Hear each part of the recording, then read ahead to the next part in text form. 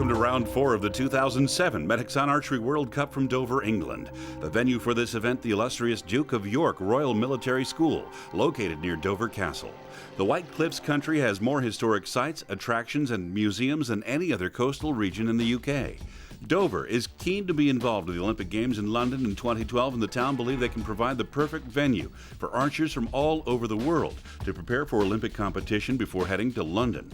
Based on the welcome we've received, who can argue with them? With Ulsan, Barisi, and Antalya behind us, the World Cup reaches its last stage prior to the final in Dubai on November 24th. With all eyes on archers just outside the qualification zone, Braden Galantine and Anna Kanzatseva are in first place in compound, with Baljina Tsarempolova and Natalia Erdeneva both looking back from comfortable first-place positions in the recurve disciplines. This is it. Let's find out who else is going to Dubai.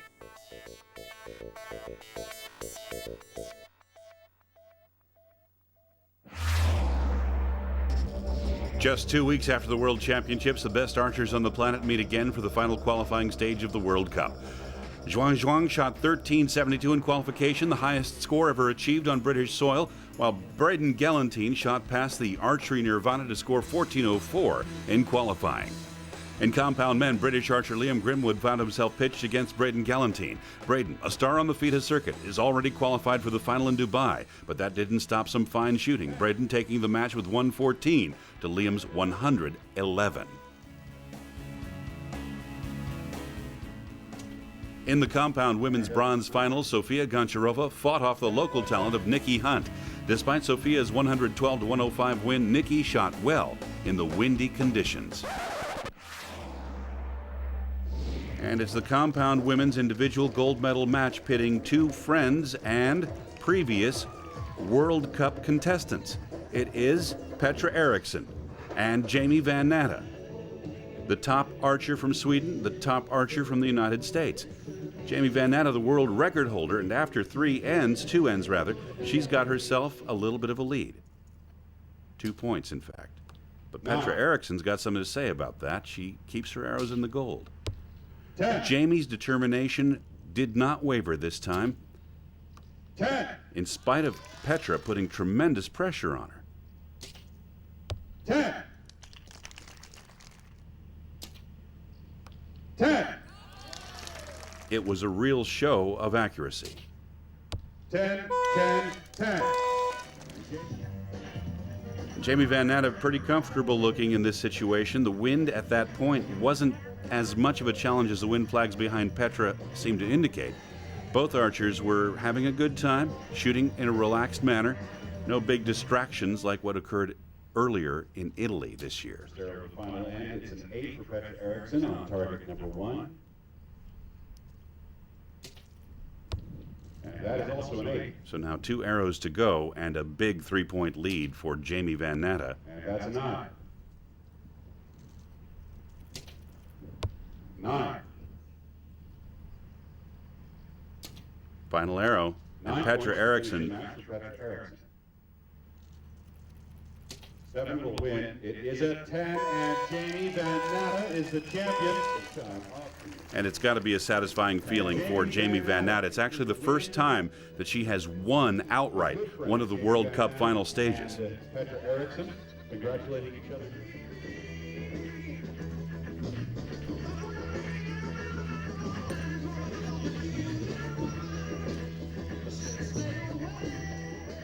The wind here is really tricky. Anytime you have a tailwind, it's difficult, but just judging it in this kind of environment with the with the enclosures and the disturbances and things like that, it's very difficult to do. The only way to go into this thing is to believe that you're going to make it all the way through to the end to make the ultimate goal. I've had some really great performances and then some kind of poor performances, and it's very nice to end the year on a high note like this. Now, the recurve women's team match was an interesting one. Just as Italy were beating Ukraine in the quarterfinals, word spread that GBR had beaten China, which in a certain way was incredible. GBR's 212 to Italy's 207 won them the gold and increased further Great Britain's medal reserve. With the home crowd behind them, GBR beat China 220 to 213. Maybe GBR ought to take their fans with them on the FIDA Tour. After losing out to Great Britain in the semis, Poland joined India in the bronze final. India finishing with a 10-point margin. India 208, Poland 198. The recurve men's final, Italian style against German efficiency. That was until Italy pulled away in the third end and finished the final end 10 points clear of the German team. The Italians rejoicing, the crowd scratching their heads. The Germans weren't amused. Germany 207, Italy 217. Poland's Justyna Moszpanek and Małgorzata Świsnek finished 109 to 111. Justyna, despite losing, putting up a terrific fight against China's Zhang Zhuangzhuang in the quarterfinals after a solid qualification round.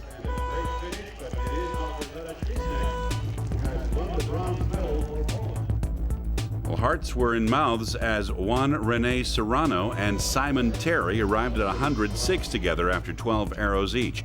2 tiebreakers needed before the judges could hand over the bronze to the eventual winner, this guy, GBR's Simon Terry.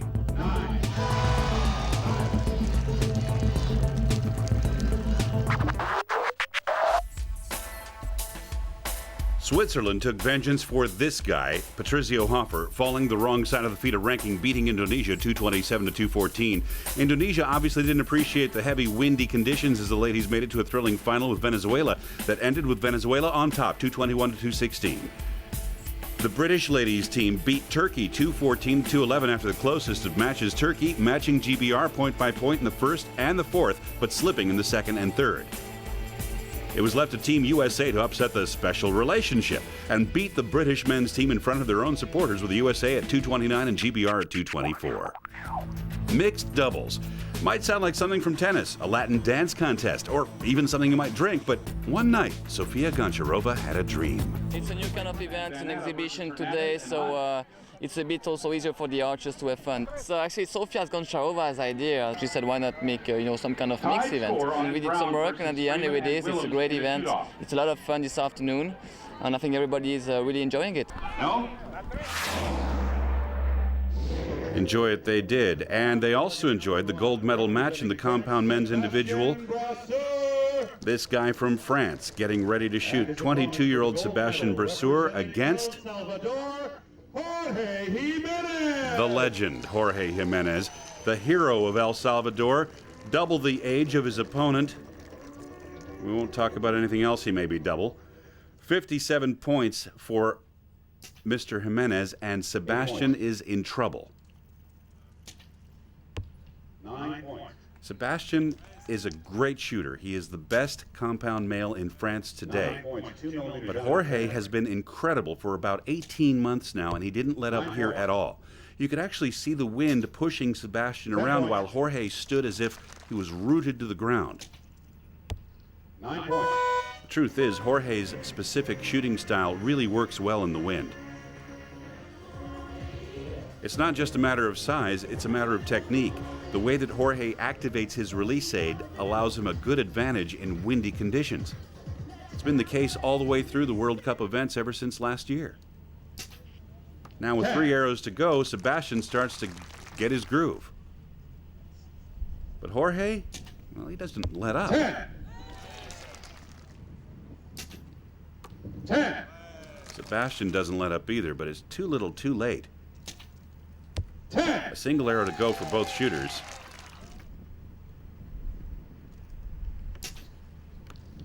Ten. A truly excellent show of accuracy from Sebastian Brasseur, but 10, just 10, not 10, enough. And victory for Jorge Jimenez of El Salvador, gold medalist. And so with Jorge's national ambassador to Great Britain looking on, he brought home the gold one more time. He's been doing it consistently. $80,000 in prize money for Jorge on that shot.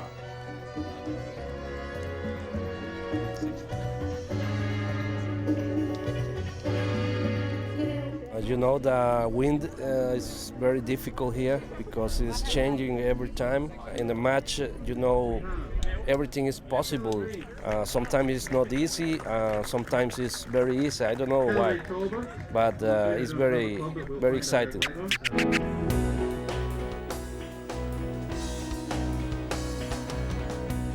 In the compound women's individual world ranking, Jamie Van Natta with 59 points, Petra Eriksson with 57, Anna Kanzatseva with 53, and Sofia Goncharova with 52.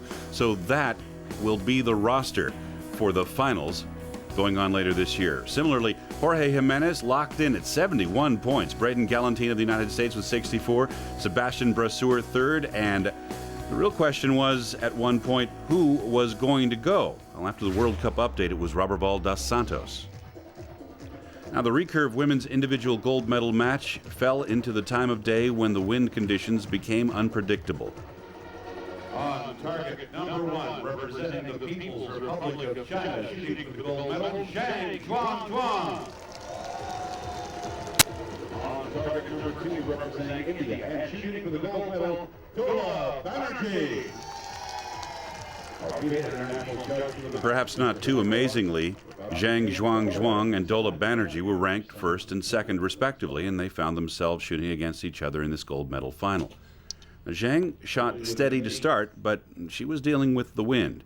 Dola also got off to a little bit of a rough start here and there, but with 9 points, she can't be said to have shot poorly on that one.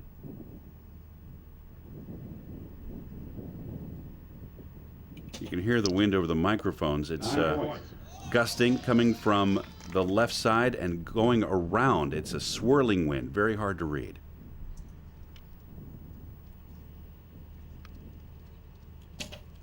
Dola Banerjee pushing the clock for all it's worth, but it was worth that effort.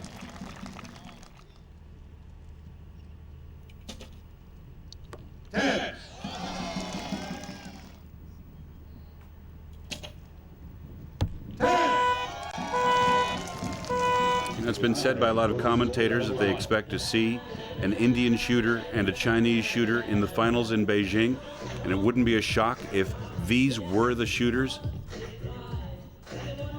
Ms. Zhang has been a fixture on the World Cup circuit for several events now. She was prominent at several events, and Dola Banerjee hasn't exactly been on top of the board, but she hasn't been missing either. 9 points.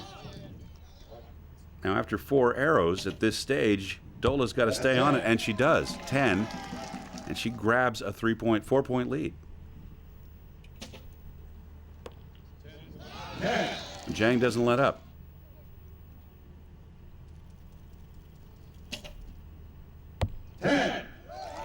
With only 12 arrows, it's really important to gain some momentum and try to keep it in the match. 9 points. Momentum is the equivalent of points. If you get points on your opponent, you have a better chance of keeping them at bay. 9 points. It's 9. And so with a 3-point lead at the half, Dola Banerjee has just that sort of momentum that's needed to win one of these 12-arrow passes.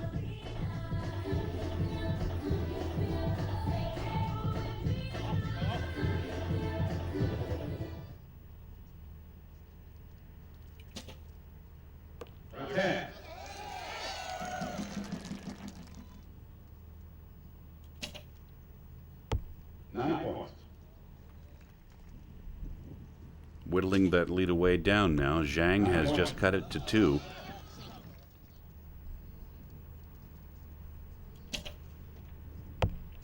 Banerjee just simply responds with a 10.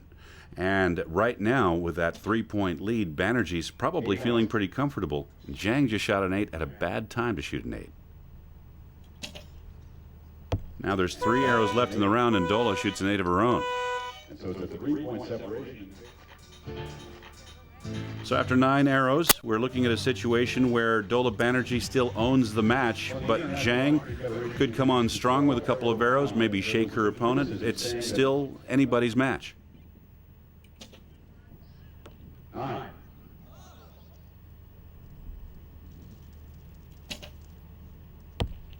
Eight. And that whittles the lead down to 2 with 2 arrows to go. 10.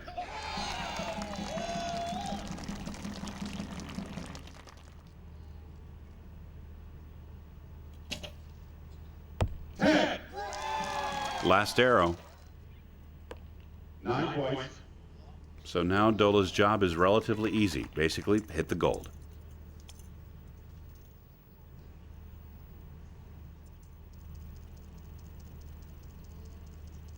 Eight will win. And it is an 8. Shooting what she had to, Dola Banerjee winning her first World Cup event. From India, Dola Banerjee. Silver medalist from the People's Republic of China, Zhang Guangguang. So a lot of progress made by India, and it showed off here in Dover.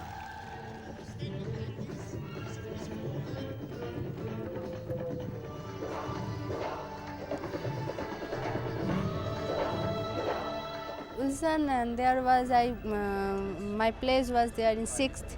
I finished 6th position, and in here is I got gold medal. So this is 5 rank up. So this is a very happy moment for me, and I'm very happy. I only come here for my check my shooting and everything. I don't think about in any medal. I got any medal and I go to very high score. I don't think about that. I only think I go there and only practice, because previous in World Championship in Germany there was very bad shooting, but our team was qualified for there. But I only think here I go there and only shoot my best, and that's it. What can I say? No, that's fine. No. Okay, congratulations. Thank you so very much. Thank you. Coming into Dover, we all expected weather to be less than optimal for high scores, but we've been quite fortunate. The weather here in Dover has been exceptionally good, but the wind flags clearly show that there is variable wind here on the field.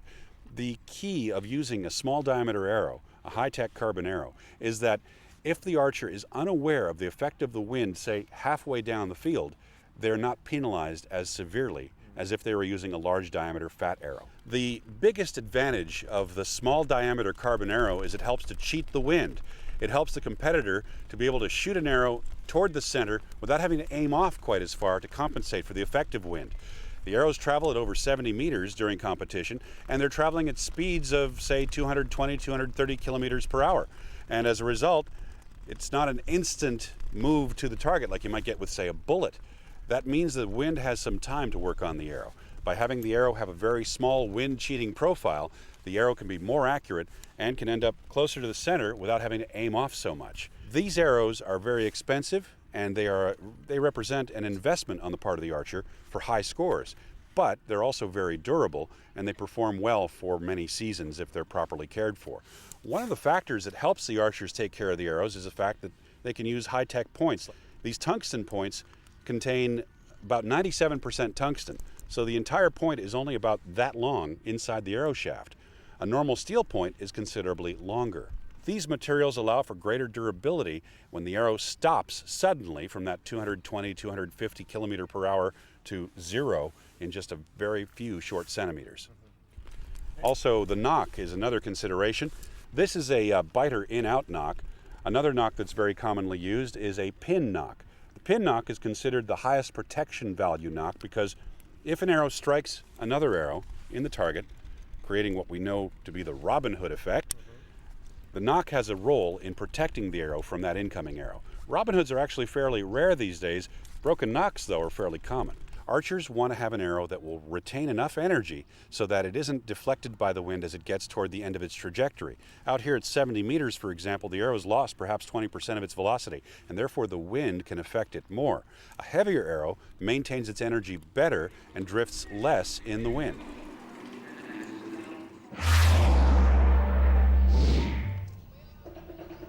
And as we continue at the Duke of York Royal Military School in this beautiful town of Dover, we're now getting into the gold medal match, the Recurve men's individual division, where Belgin Tsarimpolov, the 32-year-old Russian Federation shooter, who has taken out a litany of top shooters on the way to this point, including the legendary Michele Frangilli, is getting ready to shoot against another legend.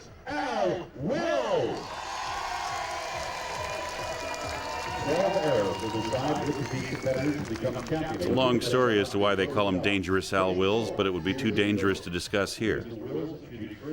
Among others, Al Wills took out Sebastian Rohrberg, the world champion in field archery and the world champion in indoor archery from earlier this year.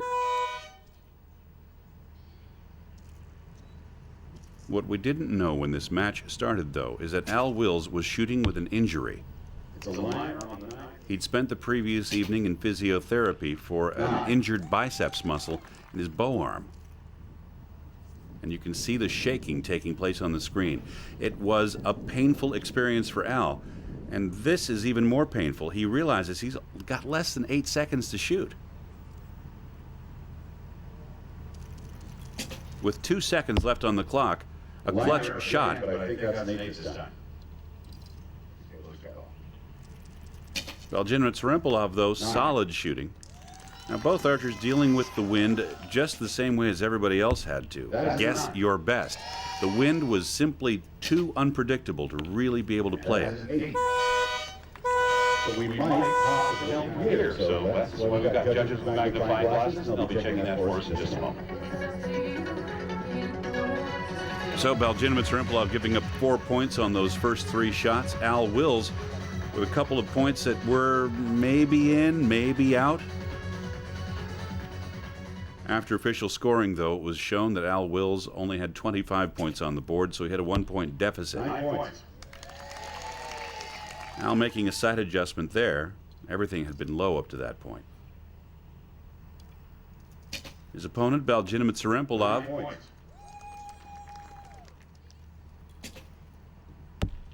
9 points. still low.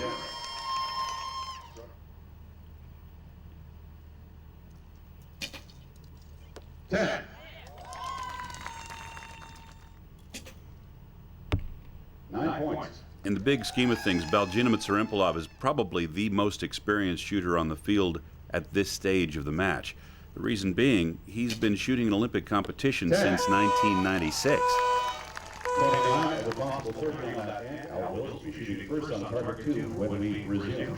But Al Wills has a wealth of experience as well. He was a top junior GBR archer. He was also the silver medalist of the World Games in 2005, where he earned the appellation Dangerous, by the way.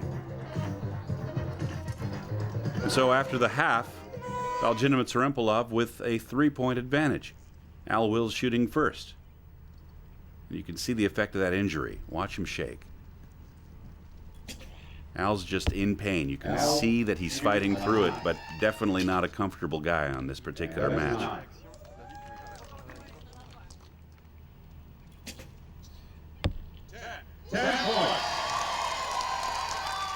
Solid shot. He's got to have some satisfaction from that, but you know, it's a very difficult thing to shoot when you're in pain. Your body does things that you don't want it to do to try to avoid that feeling of pain. 9, just out of 10. Tsarempolov nice and smooth, and a 10. Now there's 3 arrows to go.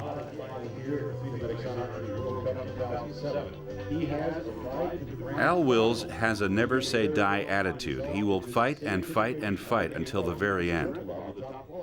And that is what it will take if he's going to try to beat Belgin Tsarempolov. He's down by 3 with 3 arrows to go. Just out of 10, it's a 9. Al put a lot of arrows just below the 10 ring on this last few ends. 7 points will take the lead. 8. 2 arrows. And so it's a 2-point difference in favor of Tsarempolov. 9. Single arrow left for Al Wills and 2 left for Belgin Tsarempolov.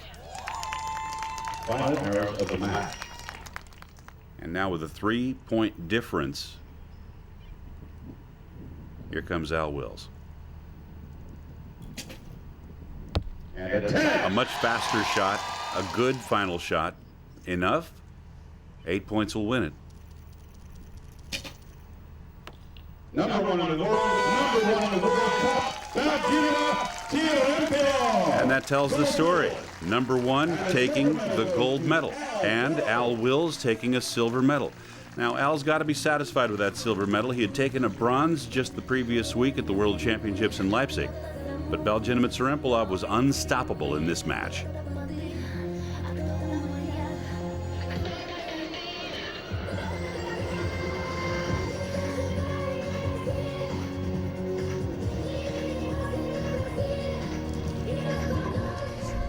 Плана никакого не было. Просто я сам. I'm really pleased with the result today. I've put in a significant number of hours in practice, and it's paid off. Archery is my life. I'm a full-time archer, and I have a big support from my team and my friends in my hometown. If I'm not practicing shooting, then I'm in the gym working with some of the people who support me. And it has all come together today. одного выстрела достаточно неправильного, и ты можешь проиграть. Поэтому я ничего не могу сказать. And so it was decided. After Dover, Natalia Erdoneva, #1 for the World Cup. Final stage coming up in November. Choi Yoon-young of Korea, Zhang Zhuangzhuang of People's Republic of China, and Dolar Banerjee winning her slot for India. Baljina Tsarempolov was pre-ranked coming in, with Juan Rene Serrano of Mexico taking a slot, Al Wills of Great Britain winning his, and Michele Frangilli of Italy taking the coveted 4th place. And that's it from beautiful Dover in the United Kingdom. Next time, it's going to be the United Arab Emirates, and we'll see you there.